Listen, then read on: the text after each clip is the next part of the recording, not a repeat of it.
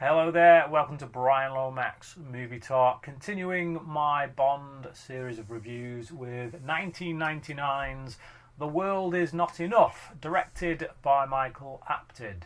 So this is the guy who did films like Gorillas in the Mist, Amazing Grace, character-driven stuff. He's responsible for the documentary series 7 Up, which revisited a group of people every 7 years, and I think that's still ongoing. I think he's still doing that. Long before Richard Linklater came along and did Boyhood. This is a guy who cares a lot about character-driven stuff, and I think that shows, because this is one of the most character-driven Bond films, and I think, personally, one of the most underrated, perhaps the most underrated Bond film. I don't understand the level of hate this film gets. It's one of the lowest rated of Pierce Brosnan's. I think Only Die Another Day is rated lower than this on Letterboxd. I've never understood a lot of the criticisms of this film. First of all, the pre-credit sequence is absolutely spectacular. It's brilliant. It's one of my favourites, I think, of the pre-credit sequences in any Bond film. So it's in two halves, so to speak. We have like this sequence in which Bond goes to see this guy to make this deal, and things kind of spiral out of control. And then we head back to MI6, thinking that's all taken care of. But then there's an assassination at MI6, and Bond has to basically go after the assassin. And he does so in this speedboat, which Q is literally just putting the finishing touches on. Obviously, Bond's going to come along and trash it. But no, it's. I love the way it's filmed. We get a lot of shots of Pierce Brosnan inside the boat, and it's actually him. He's actually on the Thames. He's doing that work, which always just brings you into the action in a much, much richer way, I think, when you can see that it's actually the actor who's in that action. Props to everyone involved with those scenes. I mean, I know it's not Brosnan doing the leaps and things like that. That would be a bit extreme, but he's still doing a lot of work here with this boat, and I appreciate it. The action as well throughout this scene is really great. There's a few nice little jokes in there. Nice to see the clampers getting sprayed, but yeah, the good use of the location with the Millennium Dome, and seeing Bond get hurt as well, and he takes a bit of a sting at the beginning of this, and you feel it, when he takes that hit. So yeah, really good opening that just kicks things off beautifully, I think. And then we get into, obviously, the opening credits. A really nicely designed title sequence that kind of, it does the usual. You've got your naked women dancing around and that, but I like the use of the oil, the computer graphics, but they have these obviously playing into the themes that run throughout the story of the film with the oil baron and all that. I just think they do a really nice job with those title sequences. And the song as well, by Garbage, while not being top tier Bond themes, it's still a solid one. It's a really solid theme. I remember being quite excited at the time that this film came out, because I was a fan of Garbage around this time. I had their albums, and when it was announced that they were doing the Bond theme, I thought, oh, left field choice. It wouldn't have occurred to me to have a band like Garbage do the Bond theme, but there you go, they did, and it's a good one. Like I say, not top tier, but it's certainly better than the effort we got from Sheryl Crow in Tomorrow Never Dies. So we get past the opening credits and we're into the story, and what I can say is that, well, like I've already said, I really appreciate the character-driven element of this film. We pull M into this in a pretty big way. She has a personal connection to the man who was assassinated. She has a personal connection to the daughter of the man who was assassinated, who is still alive and believed to be the next target. And Bond has to basically be her protection from a man called Reynard, who has a bullet lodged in his brain, which means that he doesn't feel pain. It's destroyed his nervous system, basically. He doesn't feel pain, but the bullet is burrowing its way slowly into his brain and will eventually kill him, so that he's effectively got a death sentence. So I like that idea for a villain. I think it's pretty cool. I think this film is a pretty big inspiration, it must be said, for one of my favourite movies, The Dark Knight Rises. There's a lot of plot elements in this film that directly translate over to The Dark Knight Rises, with particular regard to the villains. We'll get there a bit later on. But this personal connection, I think, is the heart of this movie, and it's what draws me in to it every time, is that there's just more going on for the characters. It's much more character driven, and when the romance develops between Bond and this character played by Sophie Marceau, the daughter of this oil baron, I buy into it more. Because of that personal connection to M, because of the stakes, I care more. They do a much better job of making me care about these characters and buy into Bond's interest in this woman more than the average Bond girl. Normally a Bond girl comes along, Bond bats his eyelids at them and woos them, and that's it. They hop into bed. Whereas here, it feels like there's a genuine reason for these two to get together. She is at first defiant. She doesn't want him around. She doesn't feel like she needs protection. But he ingratiates himself into her life by, saving her life. So right there, that connection is made.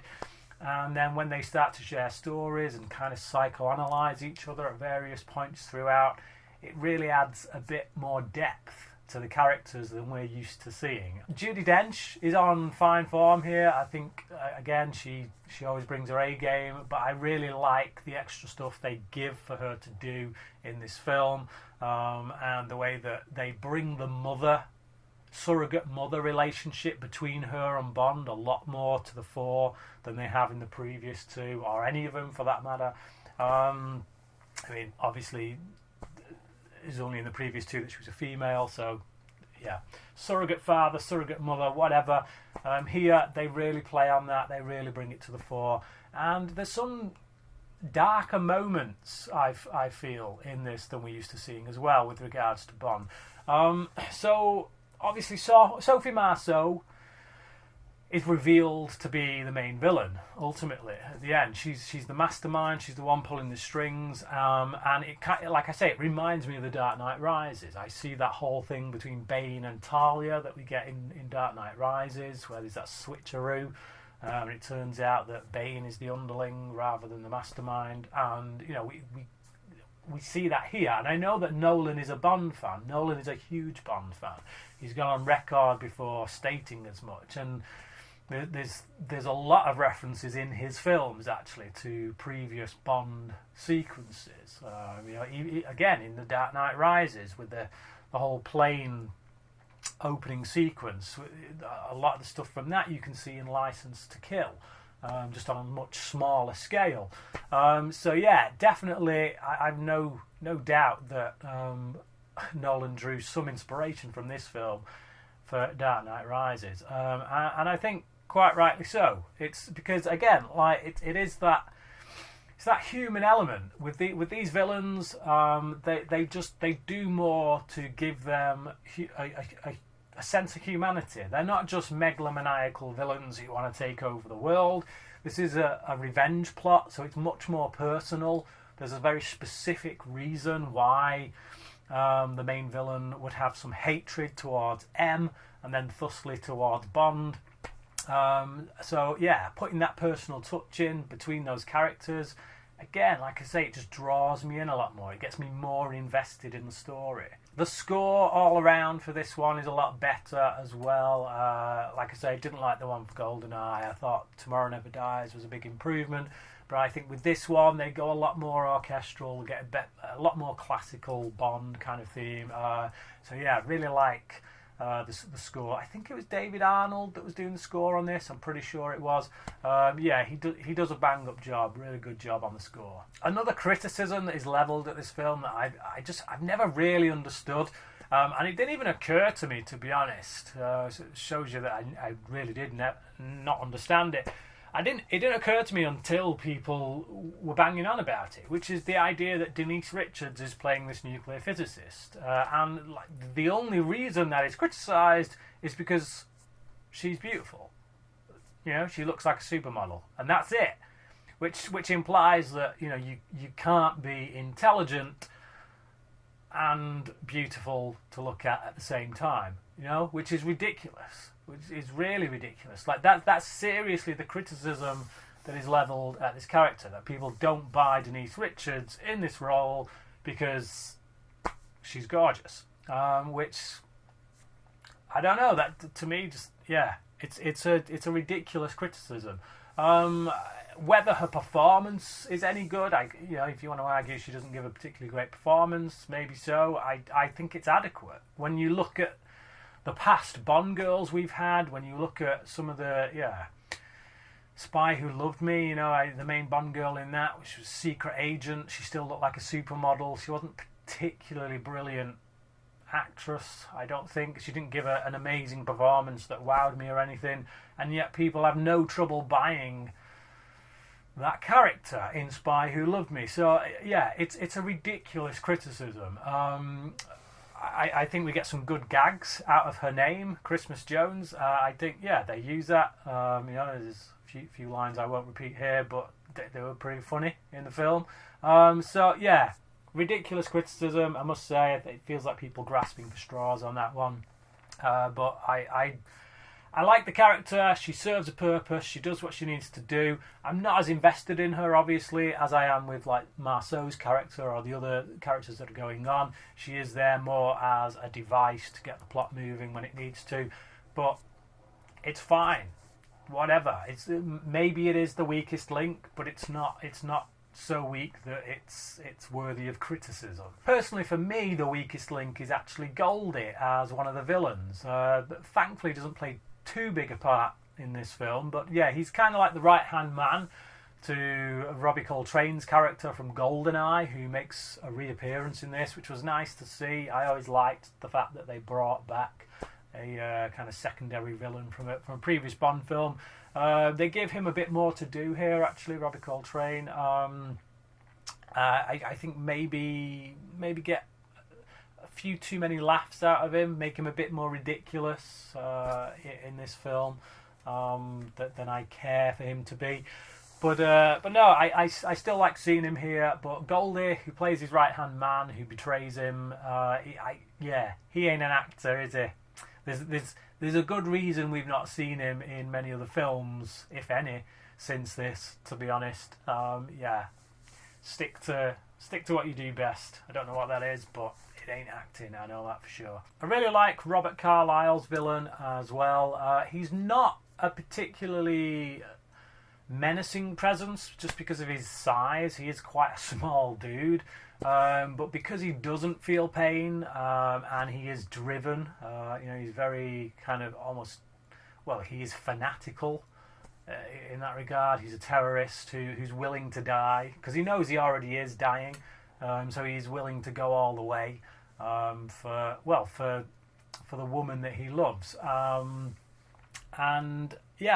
like what Carlyle brings to the role. I like this character as a villain. I kind of sympathise with him in some ways. He's brought his injury on himself. He's a terrorist. He got that gunshot wound to the head for a reason, but because of what Carlyle is able to bring to the role, I am still able to feel a certain sense of sympathy for this guy, because I feel like he's been manipulated.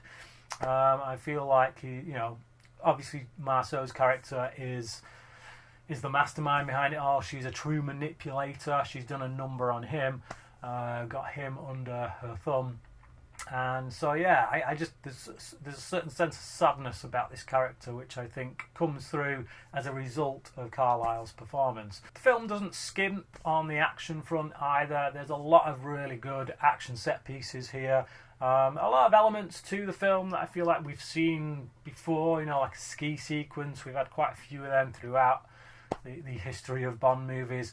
But again, like I say, I mean, Bond is about repetition. We always, even the best Bond films, we're going to get to Skyfall, which takes a lot of the elements in that story from this one again, So this again is a bit of a blueprint for even better Bond films. But I think that's to be expected. You get 20 odd films in, you're going to have some repetition, but as I say, because it's all kind of hung on a story that is character driven, I just feel like it works better. I'm more invested, so it doesn't bother me that we're seeing this kind of ski chase sequence that I feel maybe we've seen one too many times in Bond already, because I'm invested in the characters. I do like the finale set in this submarine. I find it very claustrophobic. I don't particularly like enclosed spaces. I don't particularly like movies and TV shows set on submarines, because it just is something about being in that environment where the ocean is completely surrounding you that it freaks me out, I think. But seeing Bond and Christmas at the end, trying to stop Reynard and kind of weaving in and out of the different compartments of this submarine. And at one point, Bond has to come out and then come round into this other room, and he depends on Christmas to press this button so he can get through, but she can't because she gets kind of hit by this wave. And it's tense for me, as someone who doesn't like the thought of being trapped underwater, who doesn't really like enclosed spaces. I find that sequence quite a tense one. I like the final showdown between Bond and Reynard. I do feel like their fight sequence is a little bit anticlimactic, but again, it's because, as is often the case in films like this, because of the locations they find themselves in. They're in a bit of a cramped space. They're kind of hanging on these different pipes and stuff as part of this submarine engine room nuclear reactor, and it just makes the ability to punch and kick be somewhat limited. She got to get around posts and different. So the choreography on the fight is a bit it's a bit wooden. Therefore a bit anticlimactic. Unlike, as I say, still one of my favourite fight scenes in a Bond film from GoldenEye between 006 and 007, where they had a bit of room to manoeuvre. They had things they could pick up and throw at each other. It was rough, it was ready, it was gritty. Here, like I say, things just get in the way a bit, but even so, I'm still invested, and I still like the location. I like the production design on that location. So it's really good stuff. This film does a very good job as well of showing us how Bond really underestimates women. He's very good at psychoanalyzing and all that, but he still underestimates the women in his life. Like right from the opening sequence, we get this cigar girl who we think is responsible for this hit at the beginning. She kind of does a runner, but he takes out all these guys that are around, and he doesn't think about her. She basically is responsible then for the death of this tycoon in many ways, and it's just like he was too busy thinking about all the men in the room to take them out, and he didn't think about this woman, and she gets away, and then he obviously has to pursue her later on. And then obviously the main villain being a woman, he's kind of he looks at her as someone to protect, never thinking, hang on, this actually could be the very person that I'm really after, that I need to stop. So I like that it does kind of work as a theme throughout the film, and kind of reveals something about Bond's character. We get to say our farewell also to Desmond Llewellyn as Q. This was his last outing. Obviously he passed away not too long after this. I think he was quite ill at the time. But yeah, we get to say goodbye to him. He's a character that I've never been I mean, I've stated this before in my Bond reviews. I've never been particularly warm on Desmond Llewellyn's Q. I know to some people that's probably sacrilege, but he just never really did it for me as a performer. No offence to the guy, but we get John Cleese kind of being groomed as his replacement, referred to as R in this one. Although in Die Another Day, I think he does become Q. He's a bit farcical. It's given how the rest of this film is actually quite a much more grounded tone to it, I think, for a Bond film. Let's not get too carried away. I feel like, John Cleese in this is a little bit too farcical for the rest of what's going on around him. I have this little gag where he gets his coat stuck in the car door, and he's egged up just a little bit too much. I think the way they build Reynard up as a character as well is pretty good. They do they litter stuff in throughout the beginning of the film that just builds up a picture of who this guy is before we actually get to meet him. It adds menace, I think. We get the cigar girl at the start, like she takes her own life rather than coming in because she fears him that much. So right there, you're like, ooh, who is this guy? And then we get some holographic images of him and a bit of an explanation as to who he is and the bullet in the brain, which is an interesting backstory. So I think they build him up pretty nicely before they introduce him, so that when he finally comes, he does feel like a genuine threat. And I like the first meeting between him and Bond as well, when the Bond kind of infiltrates this nuclear warhead disarming project thing that's going on. Basically Reynard is there to steal a warhead, and when Bond meets him for the first time, because he's personally invested, because he's kind of fallen for this woman that he thinks Reynard is after and has damaged already in the past, having abducted her once already. That personal investment there just means that when he goes up against Reynard, you can see the loathing, the seething hatred that Bond has for this guy. And it makes those scenes between the two of them more watchable, I guess. When you're watching characters on film, when you're watching heroes go up against villains, you want to feel that there's something there, that there's a reason to see these two go at each other, and I feel like with this film there is. So for me, The World Is Not Enough it's actually one of the best Bond films. I like it. I probably would have said GoldenEye was better at one point, definitely, but just over the years, the more I watch them, the more I appreciate this one, and it is definitely one of my favourites. I'm going to give it a 4 out of 5. But what about you? Do you side with the critics on this one, or do you think I'm right? Do you think this film is unfairly dismissed? Leave your comments down below. Let me know your thoughts on The World Is Not Enough. Thanks for watching this video, and until next time, cracking.